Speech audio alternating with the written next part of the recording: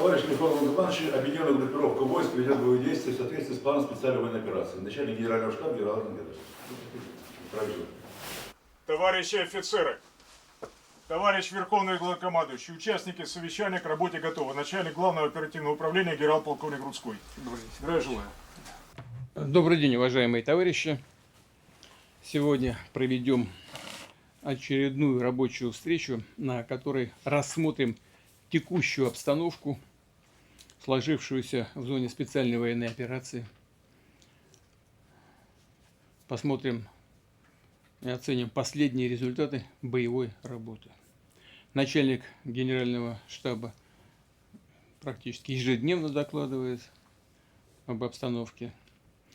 В этой связи отмечаю, что выполнение задач соединениями и воинскими частями объединенной группировки войск осуществляется в соответствии с замыслом Генерального штаба Вооруженных сил. За последнее время полностью завершено освобождение Луганской Народной Республики. Продолжается уничтожение формирования ВСУ на территории Донецкой Народной Республики, Запорожской и Херсонской областей. Планово идет создание полосы безопасности в приграничных районах Харьковской, Сумской, Днепропетровской областей Украины. Подразделения противника пытаются удержать свои позиции, но под натиском наших войск отступает с большими потерями. Вынужден отступать с большими потерями.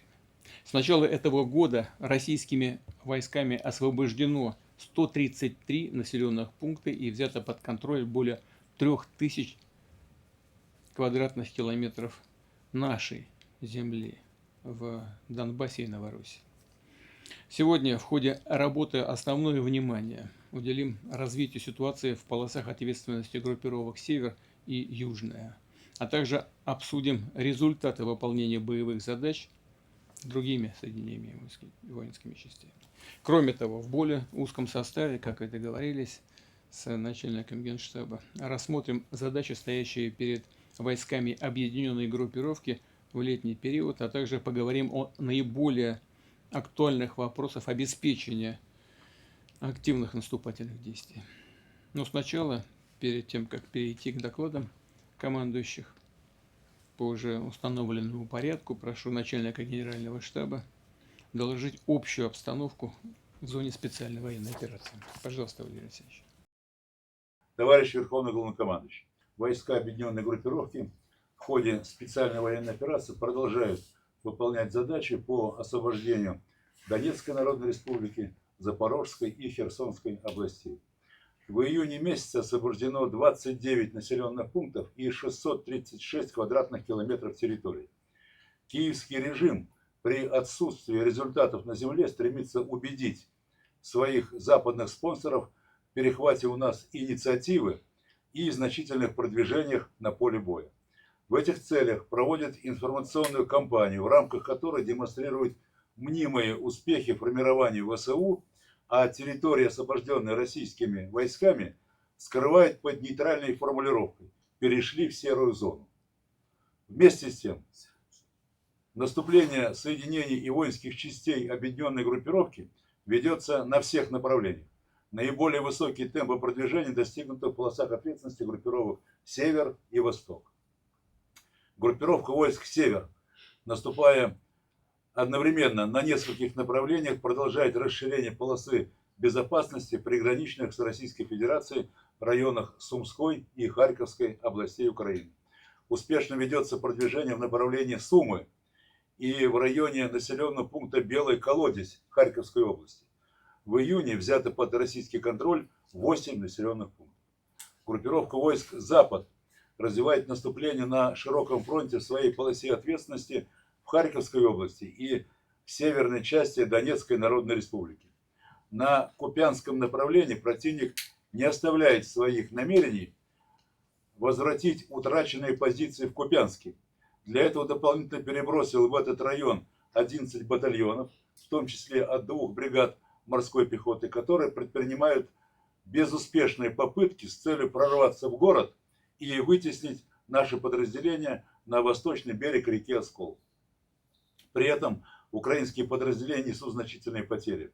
С 10 мая на данном направлении уничтожено около 2500 украинских военнослужащих, в том числе более 550 военнослужащих морской пехоты и 772 единицы вооружения и техники.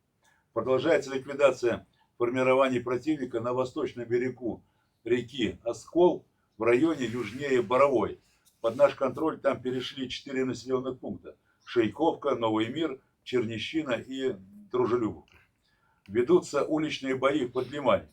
Завершается освобождение города Красный Лиман, важного административного центра и крупного железнодорожного узла, имеющего ключевое логистическое и оперативное значение для дальнейшего развития наступления на данном направлении.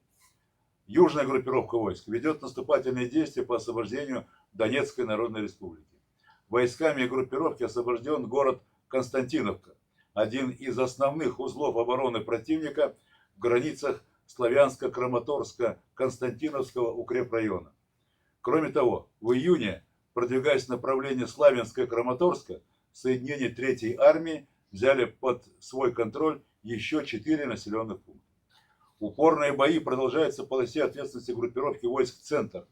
Соединения и воинские части развивают наступление севернее Красноармейска. Линия фронта отодвинута от окраин города на 8,5 километров. В июне месяце освобождены Кутузовка, Васильевка и Новый Донбасс.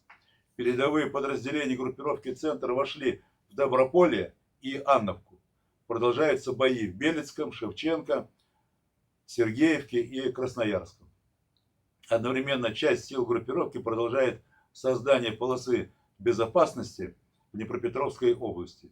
Ведутся боевые действия по овладению Новопавловкой. Войска группировки «Восток» в полосе своего наступления уверенно удерживают инициативу и продвигаются в Запорожской и Днепропетровской областях. На правом северном фланге полосы ответственности группировки соединения и воинские части 29-й армии пресекли попытки просачивания подразделений штурмовых войск ВСУ вглубь нашей обороны. Сорвав замысел противника остановить наше наступление на этом участке, подразделения группировки активно продвигаются в южной части Днепропетровской области, увеличивая полосу безопасности. В июне на этом направлении под наш контроль перешли Богодаровка, Новоскелеватая, и 2 июля освобождена Александровка. Ведутся бои в крупном населенном пункте Великомихайловка. На направлении главного удара войска группировки «Восток» наступают на широком фронте на запад, в восточной части Запорожской области. В июне под российский контроль перешло около 115 квадратных километров территории. Освобождены Комсомольская, Новоселовка, Лесное, Ровное и Капани. Продолжаются бои в населенном пункте Любицкое. Соединения группировки войск «Днепр» ведут наступление на запорожском направлении. Командование Вооруженных сил Украины, пытаясь остановить наше наступление, ставило задачу ни много ни мало восстановить контроль над утраченными территориями в районе населенных пунктов Приморская и Степногорск. Для этого были задействованы наиболее подготовленные и мотивированные подразделения сил специальных операций Главного управления разведки и формирования иностранных наемников. Все атаки противника отбиты, штурмовые подразделения группировки войск «Днепр» наращивают темпы наступления. Передовые группы находятся в 9 километрах от южных окраин города Запорожье. Наносится огневое поражение по позициям ВСУ в городской черте. Также продолжаются бои в Орехове и Преображенке.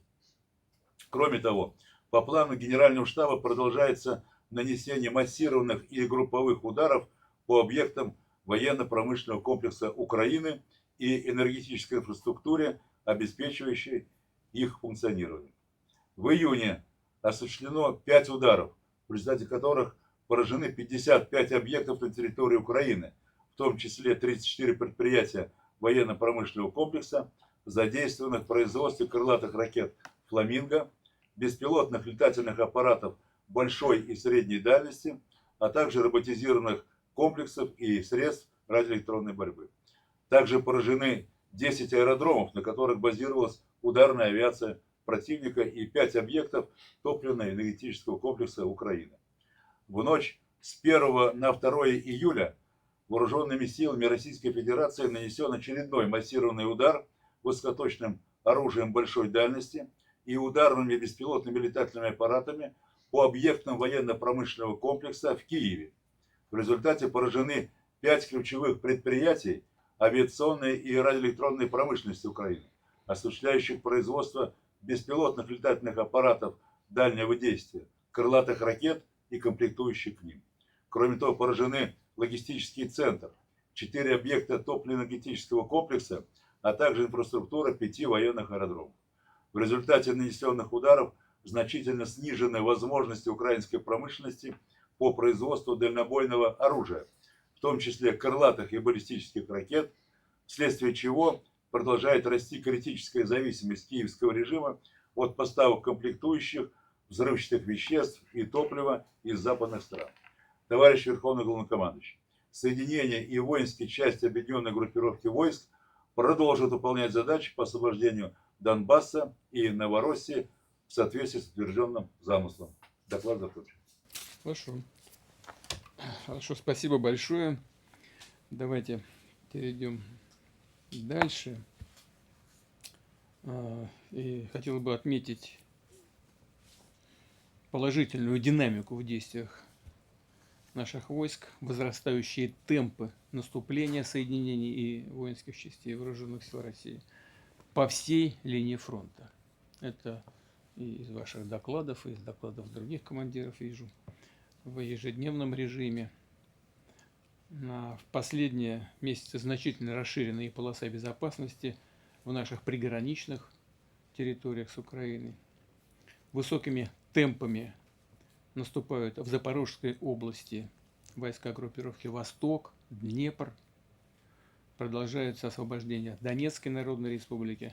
И, как вы докладывали, войска Южной группировки и группировки «Центр» продолжают движение на запад, нанося поражение противнику. В июне подразделения ВСУ выбиты из 6 населенных пунктов, в том числе установлен российский контроль над городом Константиновка. Хочу отметить, что взятие Константиновки – это только первый, но очень важный этап в уничтожении формирования ВСУ, удерживающих пока Славяно-Краматорско-Константиновский, как вы сказали, укрепрайон, где противник выстроил глубокую эшелонированную систему фортификационных сооружений, превратив города Славянск, Краматорск, Дружковка и Константиновка в единый узел обороны. Но со взятием Константиновки, я так понимаю, мы уже должны говорить не о славянско-краматорско-константиновском рубеже, а просто о славянско-краматорском рубеже. Ну, имея в виду, конечно, и небольшой еще населенный пункт, ну, тоже укрепленная, конечно, Дружковка. Сергей Викторович, правильно мы Так точно. понимаем это? И какова сейчас? Какова сейчас ситуация в Константиновке и как развивается обстановка в полосе ответственности южной группировки в целом? Прошу вас. Есть. Товарищ Верховный Главнокомандующий, южная группировка войск продолжает выполнять задачи на Северодонецком направлении в соответствии с замыслом специальной военной операции. Наступление соединений воинской частей группировки ведется по всей линии боевого соприкосновения на широком фронте. В декабре прошлого года, товарищ Верховный Главнокомандующий, мы вам докладывали уже о взятии населенного пункта Северск на Славянском направлении. На сегодняшний день соединение 3-й армии продолжает ведение наступательных действий. Освободили 23 населенных пункта, и в том числе из них взяли 4 в июне месяце. Это такие населенные пункты, как Рай-Александровка, Пескуновка, Юрковка и Малиновка. Сергей Ильич, от Северска на данный момент времени сколько уже прошли ваши войска? От Северска, товарищ Верховный Главнокомандующий, в западном направлении соединения 3-й армии продвинулись на 22 километра. Ага, и сколько осталось до Славянска? 8 передовые штурмовые подразделения 3-й армии выполняют задачу в 8 километрах от населенного пункта Славянск. Да. Передавайте, ну я еще в конце это скажу, но тем не менее хочу и сейчас передать самые наилучшие слова благодарности и пожелания и всем бойцам, командирам 3-й армии под руководством генерала Кузьменкова. Они действуют уверенно. Пожалуйста. Есть. На Краматорско-Дружковском, Александро-Калиновском направлении подразделение 6-й мотострелковой дивизии 3-го армейского корпуса, 4-й мотострелковой бригадой во взаимодействии с подразделениями 103-го мотострелкового полка 150-й мотострелковой дивизии завершили освобождение города Константиновка. В настоящее время 6-я мотострелковая дивизия, действующая на Краматорско-Дружковском направлении, наступает в направлении Дружковки, и передовые штурмовые группы уже ведут бои на южных окраинах Алексеева-Дружковки. В самом населенном пункте Константиновка, товарищ Верховный Главнокомандующий, проводится зачистка городских кварталов от мелких разрозненных групп противника, которые еще укрываются в подвалах населенного пункта. Товарищ Верховный Главнокомандующий, при освобождении Константиновки наиболее успешно действовали воинские части и подразделения 4-й отдельной мотострелковой бригады под командованием генерал-майора Груниса Антона Феликсовича и 6-й мотострелковой дивизии под командованием полковника Картавкина Александра Викторовича. Прошу вас представить им слово для доклада о ходе ведения боев при освобождении города. Конечно. Пожалуйста, Антон Феликсович, рад вас видеть и снова слышать. Товарищ Верховный Главнокомандующий, 4-я отдельная мотострелковая бригада в ходе боев за Константиновку наступала в левобережной части города. На подступах к городу и непосредственно в Константиновке противник подготовил 4 рубежа обороны, которые представляли собой систему залитых бетон укрепрайонов.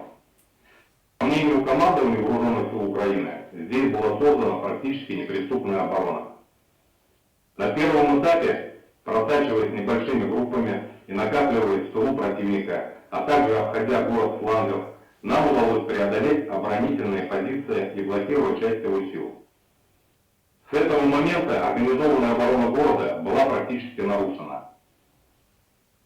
В дальнейшем, наступая в городской черте с разных направлений, во взаимодействии с подразделениями 6-й мотострелковой дивизии и 103-го мотострелкового полка, группировка противника была рассечена на отдельные очаги, которые уничтожались последовательно.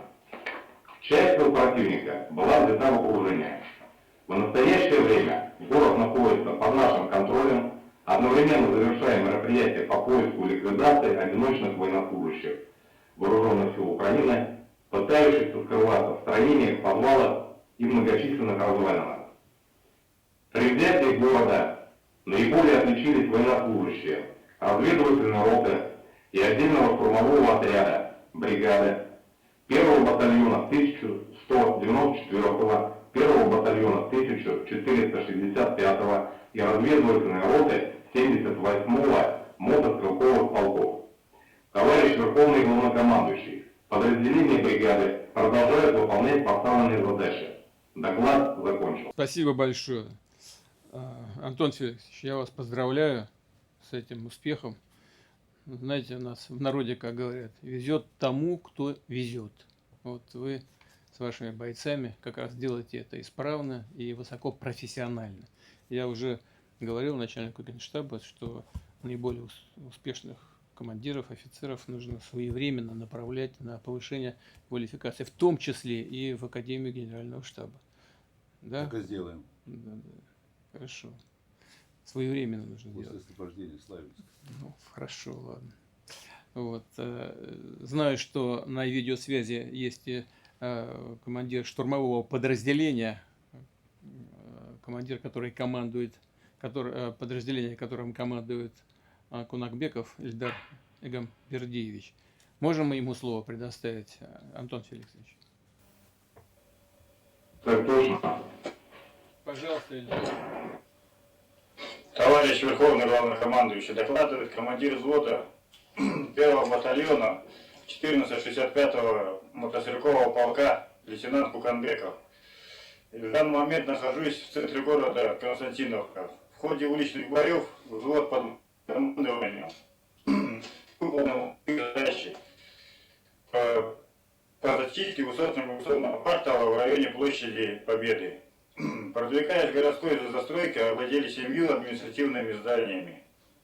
В настоящее время личный состав взвода продолжает зачистку города от остатков украинских боевиков. Товарищ Верховный Главнокомандующий, все задачи, поставленные вами, будут выполнены. Победа будет за нами. Спасибо, не сомневаюсь. Спасибо большое, Ильдар Эгамбердиевич. Я хочу поблагодарить вас и всех ваших ребят за результаты вашей боевой работы. Берегите себя. И, Антон, спасибо вам большое. Спасибо. Антон Феликсович, знаю, что у вас в зоне вашей ответственности, в том числе в Константиновке, работают и летательные аппараты. Мы можем посмотреть, вы могли бы мне показать Константиновку с помощью этих дронов? Товарищ Верховный Главнокомандующий, в настоящее время над Константиновкой наши квадрокоптеры ведут воздушную разведку. С их помощью можно увидеть бывшие узлы обороны противника. Вы наблюдаете район Украинский хутор, частный сектор на юго-западе города. Здесь военнослужащие 100-й механизированной бригады противника оказали наиболее сильное сопротивление в районе школы и магазина «Виктория», так как там находились мощные бомбоубежища. Район был освобожден в середине июня силами 2-го мотострелкового батальона территориальной обороны бригады. На экране квартал Южный и 2-й микрорайон, которые были освобождены во второй половине мая. Они представляют собой плотную городскую застройку из высотных зданий. Здесь держали оборону подразделения 156-й механизированной бригады ВСУ. При освобождении этих районов отличились подразделения штурмового отряда и 1194-го мотострелкового полка бригады. Далее панорама района Цинковый, на территории которого были сосредоточены пункты военной дислокации, бригады «Людь» и большое количество точек запуска беспилотных летательных аппаратов противника. В начале июня штурмовые подразделения 3-го мотострелкового батальона бригады завершили освобождение данного района. Район Центральный представляет собой комплекс административных зданий вперемешку с жилыми кварталами. Здесь подразделениями 1-го батальона 1465-го мотострелкового полка и 1-го батальона бригады велись активные бои, которые в конце мая завершились его освобождением. Далее один из западных кварталов города, Красный городок, частный сектор, по которому с боями продвигались подразделения 103-го мотострелкового полка 150-й дивизии. Район перешел под наш контроль также в конце мая. В промышленной зоне металлургического комбината «Мегатек» 28-я механизированная бригада противника оказывала упорное сопротивление, используя промышленные здания и бомбоубежища советских времен. Несмотря на это, штурмовикам 78-го полка в начале июня удалось преодолеть сопротивление противника и занять его позиции. На северо-востоке города завод утяжелителей штурмовики 1-го батальона 1442-го мотострелкового полка заняли его в середине мая. Далее промышленная зона территории завода «Автостекло». В ходе штурмовых действий удалось переиграть подразделения противника. Благодаря этому в конце мая завод взят под наш контроль подразделениями 1-го батальона 1416-го стрелкового полка. Силами подразделений 72-й бригады в конце марта освобождены Привокзальная площадь, здание железнодорожного вокзала и православный храм. В восточной части города завод «Стройстекло». Это тоже промышленная зона города. В конце апреля территория завода была занята подразделениями 1-го батальона 1307-го мотострелкового полка. Район исторический центр представляет собой комплекс зданий довоенной постройки. Противник силами 44-й механизированной бригады упорно удерживал этот район, засев в бункерах и подвалах домов. В середине июня район зачищен формированием вооруженных сил Украины подразделением 3-го батальона 1307-го мотострелкового полка.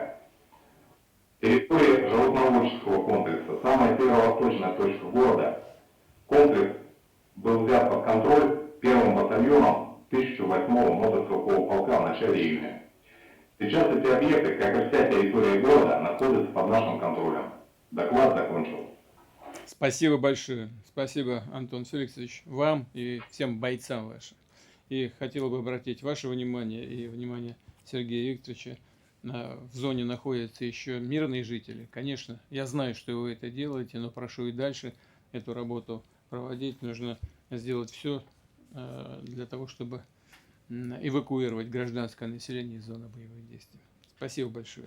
Ну и Сергей еще упоминал о эффективной работе, об эффективной работе 6-й мотострелковой дивизии под командованием полковника Картавкина Александра Викторовича. Александрович, пожалуйста, вам слово. Товарищ Верховный Главнокомандующий, 6-я мотострелковая дивизия в ходе боев за Константиновку наступала в правобережной части города. Противник подготовил к обороне непосредственно саму Константиновку, а также оборонительные рубежи на ее подступах, опираясь на населенные пункты Предтечина, населенный пункт Ступочки, а также непосредственно примыкающие к Константиновке южные и северные поселки.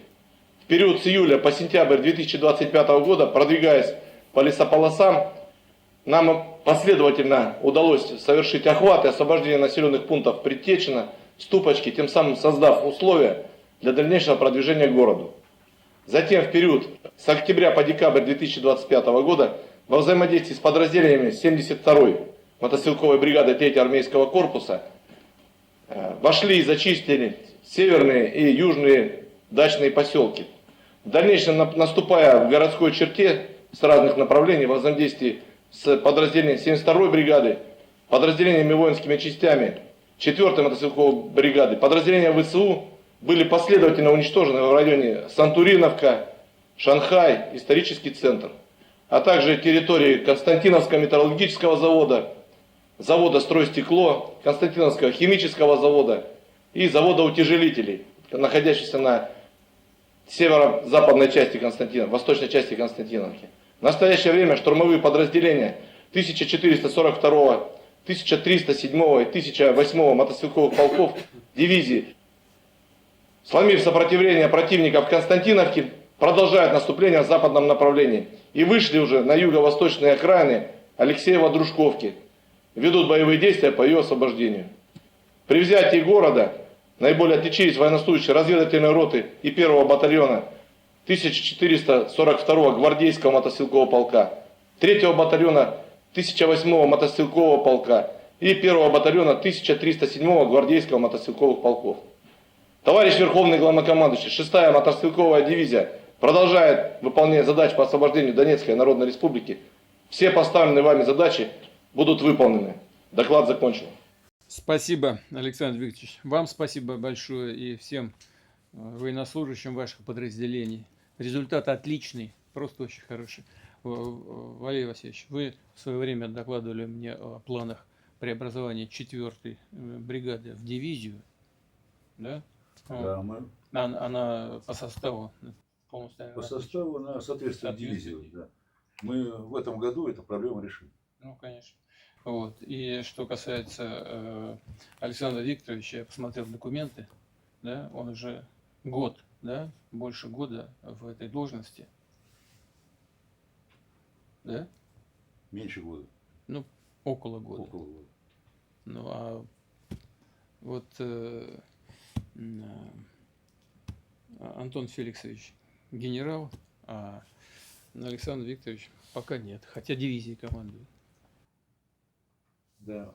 И он, и ряд других заслуженных офицеров нам представим доклад. Да. Да, я в конце скажу, но прошу вас обратить на это внимание. Есть. Да. И, пожалуйста, Евгений Валерьевич, группировка «Север» решает очень важную задачу создания полосы безопасности в приграничных территориях России. Товарищ Верховный Главнокомандующий, группировка войск «Север» выполняет поставленные задачи в назначенной зоне. Ответственность сосредотачивает усилия на расширение созданной полосы безопасности в Сумской и Харьковской областях, а также обеспечение безопасности приграничных районов Брянской, Курской и Белгородской областей. Расширение полосы безопасности позволяет нам заблаговременно скрывать планы украинского командования, уничтожать его воинские формирования и диверсионно-разведывательные группы еще до попытки прорыва через государственную границу. Вместе с тем, полностью решить задачу по недопущению пролетов украинских беспилотно-летательных аппаратов вглубь территории Российской Федерации пока не удается. Для своевременного обнаружения и уничтожения воздушных целей противника на маршрутах пролета, а также поражения расчетов беспилотно-летательных аппаратов, наращиваем систему разведки и огневого поражения. в рамках расширения полосы безопасности группировка на Курском направлении наступает в общем направлении на Сумы. Передовые подразделения находятся на расстоянии 10 километров от северных окраин города. В июне освобожден населенный пункт Иволжанская и 82 квадратных километра территории Сумской области. Всего в этом году под российский контроль перешло свыше 410 квадратных километров и 24 населенных пунктов в данном регионе. На Волчанском направлении в июне достигнуты самые высокие темпы продвижения, которые в отдельные дни составляли более 1,5 километров. Наибольших успехов добились подразделения 69-й, 71-й мотострелковых дивизий, 128-й отдельной мотострелковой бригады, продвинувшиеся на фронте свыше 30 километров в глубину до 7. Подразделение группировки на Волчанском направлении в июне освобождено более 130 квадратных километров территории и 4 населенных пунктов – Лосевка, Украинская, Земляной Яр и Охримовка.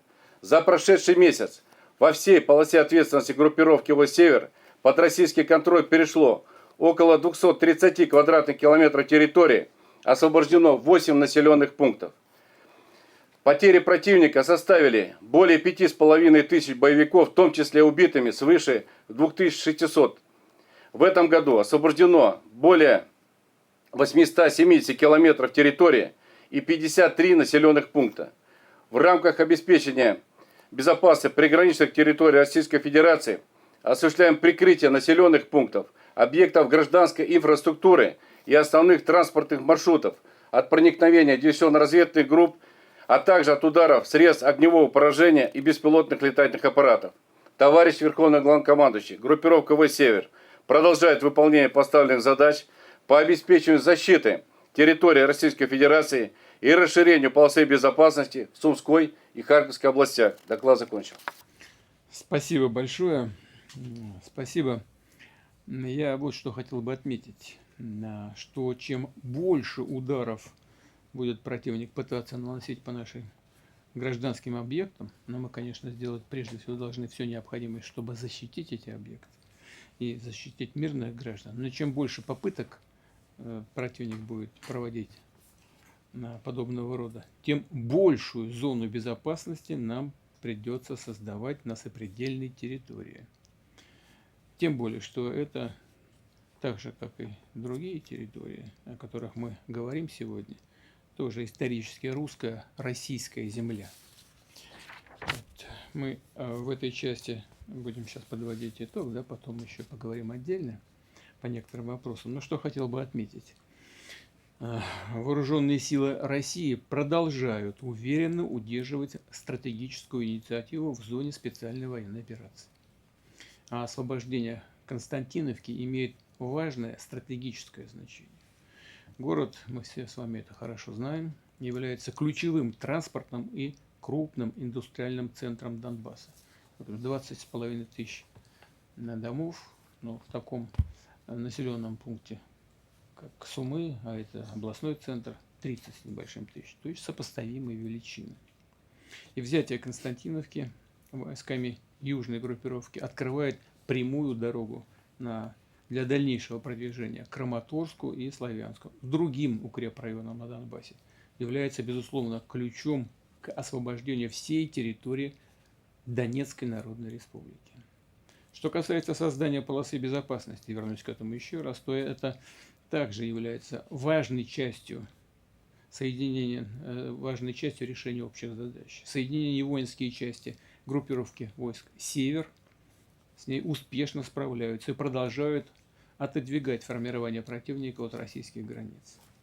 Решающая роль в этом принадлежит, безусловно, нашим солдатам и офицерам, которые в ходе боевых действий проявляют лучшие черты российского воинства, такие как беззаветная преданность и любовь к родине, войсковое товарищество и боевое братство. Я прошу передать слова моей искренней благодарности всему личному составу за мужество и героизм, проявляемые ими ежедневно. И, разумеется, как я уже говорил, всех наиболее отличившихся необходимо представить государственным наградам. Теперь два слова о о проведении противника информационно-пропагандистской операции с мнимыми так называемыми результатами киевского режима на поле боя. И хотел бы отметить, что и сам киевский режим, и так называемые европейские мнимые миротворцы, целью которых является на самом деле не мир, а продолжение войны с Россией до последнего украинца, в своих заявлениях, да и практических действиях подтверждают наши предположения о их истинных намерениях. Хочу отметить, что в совместном заявлении некоторых лидеров ЕС от 7 июня 2026 года сказано, что они приветствуют новаторское, как они сказали, применение киевским режимом беспилотных технологий. И я уже публично говорил об этом, сказал, что, это был, конечно, чисто риторический вопрос.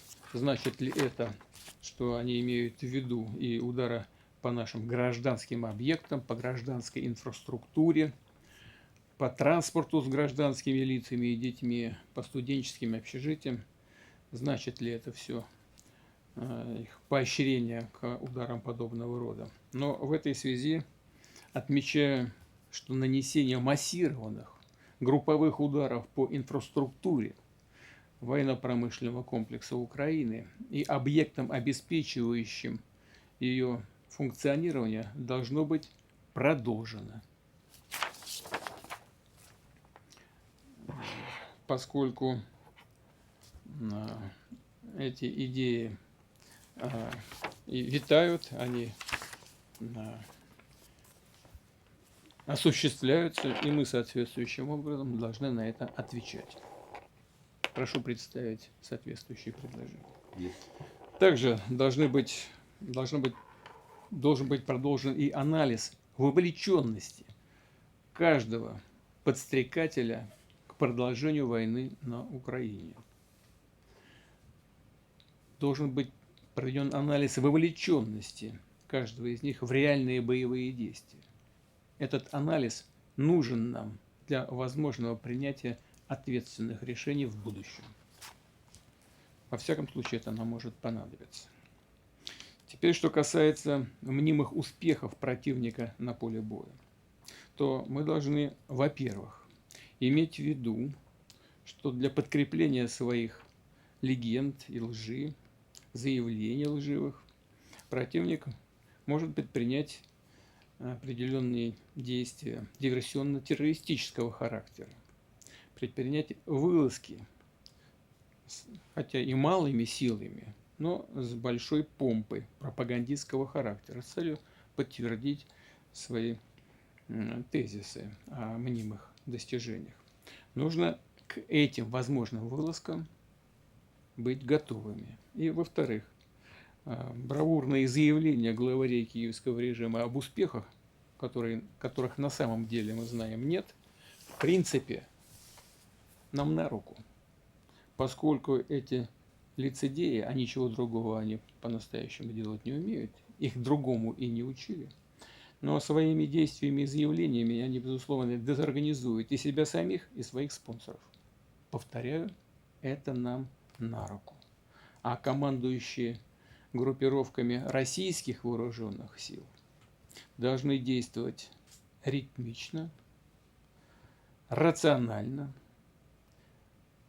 последовательно, преодолевать, конечно, естественные в этих условиях трудности, делать все необходимое и возможное для сохранения жизни наших бойцов и обеспечить безусловное выполнение задач в строгом соответствии с замыслом специальной военной операции, разработанным Генеральным штабом Вооруженных сил России.